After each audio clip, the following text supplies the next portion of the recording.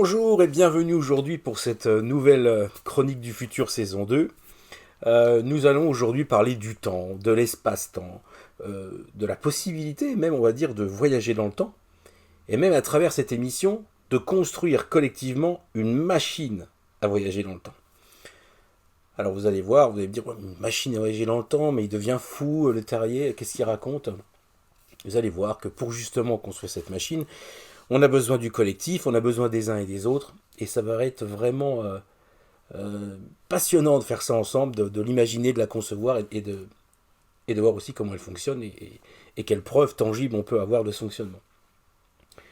Mais pour ça, il va falloir retourner, je pense, et ça me paraît indispensable, de revenir un peu sur mon histoire personnelle, mon rapport au temps, et à travers ce rapport au temps, et bien effectivement de vous parler un petit peu de mon adolescence, de mon enfance, de ma rencontre après avec le chamanisme aussi en Amazonie qui a été décisive, hein, cette rencontre pour comprendre le lien entre la conscience, entre le temps, découvrir un petit peu les arcanes et essayer de mieux comprendre les mystères de l'espace et du temps.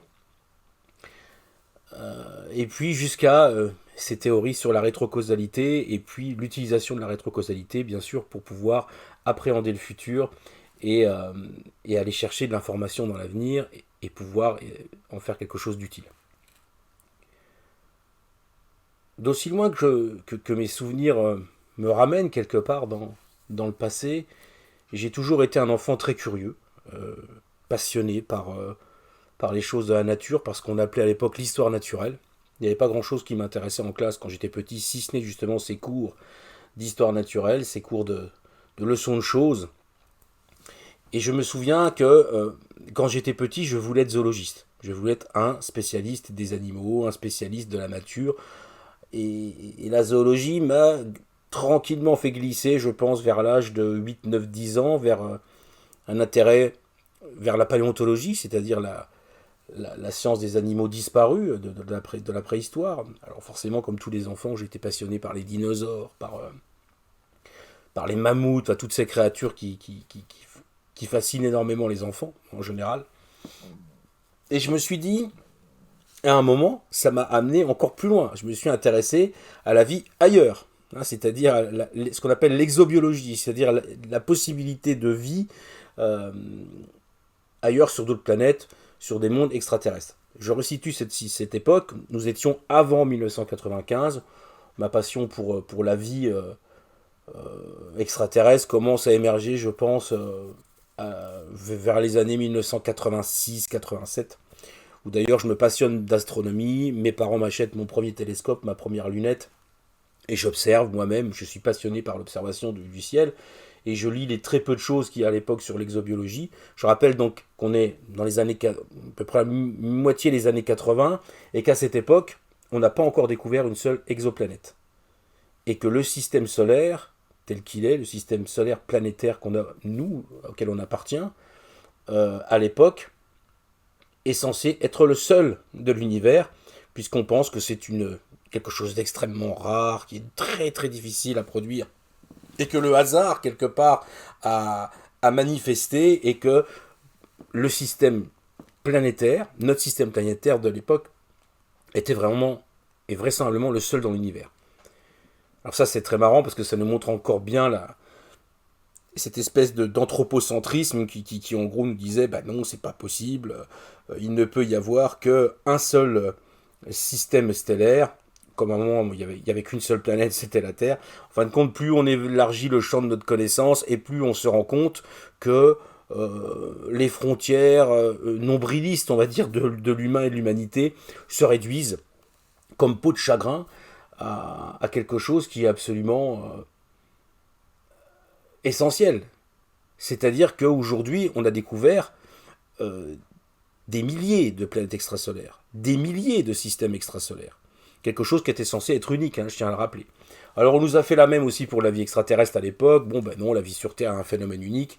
Moi personnellement je ne le pense pas. Et aujourd'hui la plupart des astrophysiciens, des exobiologistes, des biologistes pensent effectivement qu'il y a des formes de vie extraterrestres convergentes. Hein. Je pense que un peu partout dans l'univers, il y a des formes qui se ressemblent. La vie optimise, je pense, ses fonctions. Et partout, il y a de la gravité, il y a des animaux Voilà, il y aura certainement partout des plantes. Moi, je suis à peu près il y a bien sûr avec des nuances, hein, des différences, mais je reste persuadé qu'il y aura vraiment des convergences par rapport à ces univers multiples de vie qu'on va découvrir, je l'espère, en tout cas qu'on pourra commencer à observer, je pense, d'ici quelques dizaines d'années avec des télescopes, notamment pour savoir s'il y a des signatures de vie sur ces planètes. Bon, je m'égare un peu, revenons à notre sujet, qui fait qu'à partir de cet instant-là, donc je pense vers les années 85-86, me passionnant pour l'astronomie, je me mets à me passionner tout court pour l'univers et pour la cosmologie. Et là, je lis le livre, bien sûr, Une brève histoire du temps de Stephen Hawking, l'astrophysicien Stephen Hawking, où je découvre les trous noirs, je découvre la relativité générale d'Einstein, et là, je suis fasciné par cet univers de physiciens, d'astrophysiciens, et je commence à m'intéresser à ce sujet, à lire beaucoup d'ouvrages sur la physique théorique, je dois avoir à peu près à l'époque, je pense que j'ai 16-17 ans, je lis énormément Einstein, par concomitant, je m'intéresse bien sûr aussi à la physique quantique, la cosmologie s'intéressant à la physique de l'univers macroscopique et de ses dimensions gigantesques. Et là, je commence à m'intéresser du coup, moi aussi, à l'infiniment petit, par le biais de la physique quantique. Donc je découvre les grands penseurs de la physique quantique à cette époque, Erwin Schrödinger, Norbert Wiener, enfin tout l'ensemble de grands physiciens, voilà, qui vont quelque part forger ma pensée aussi. À m'intéresser au cosmos. Alors je m'intéressais au départ aux vivants, et je m'intéresse aussi, parce que j'ai la tête dans les étoiles, au cosmos. À l'époque, ça va certainement vous faire rire, je ne m'intéresse pas du tout à aucune forme de spiritualité. Je suis complètement athée. Et je ne crois pas du tout en l'existence d'un dieu ou quoi que ce soit, parce que j'observe tellement de misère autour de moi, dans le monde dans lequel je vis. Je prends assez vite conscience quand même de ma mortalité et aussi d'un certain nombre d'injustices par rapport à cette mortalité. C'est-à-dire que quand j'étais petit, vraiment très petit, je pensais qu'on mourait uniquement quand on était vieux. Et je me rends compte aussi que des enfants sont malades et qu'on peut mourir à n'importe quel âge et qu'on est profondément vulnérable dans cet univers. Et à partir de là, je décide de consacrer ma vie à la science.